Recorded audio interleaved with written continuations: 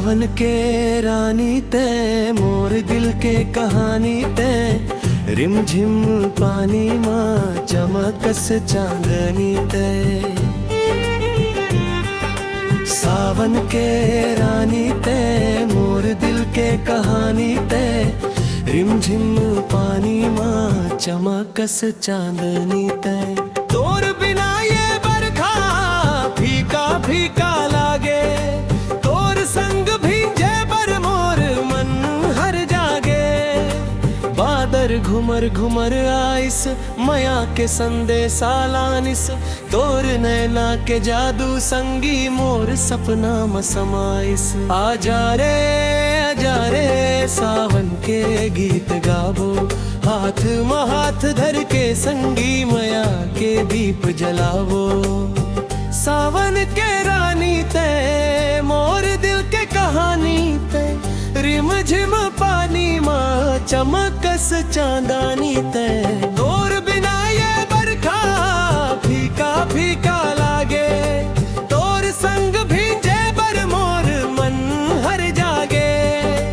आबर घुमर घुमर आइस माया के संदेशा लानिस, तोर नैना के जादू संगी मोर सपना में समाइस। आजा रे सावन के गीत गावो, हाथ में हाथ धर के संगी माया के दीप जलावो।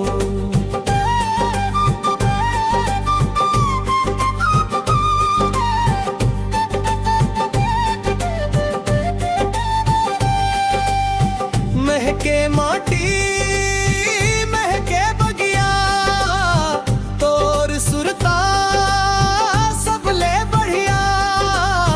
बरखा के हर बूंद कही थे तै हंस दे बन जा ही दुनिया।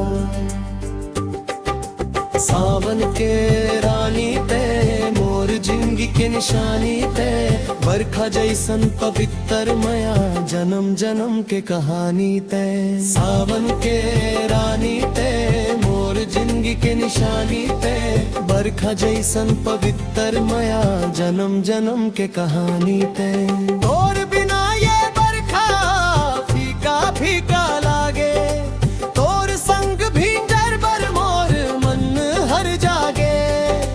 बादर घुमर घुमर आइस माया के संदेशा लानिस, तोर नैना के जादू संगी मोर सपना में समाइस। आजा रे सावन के गीत गावो, हाथ में हाथ धर के संगी माया के दीप जलावो।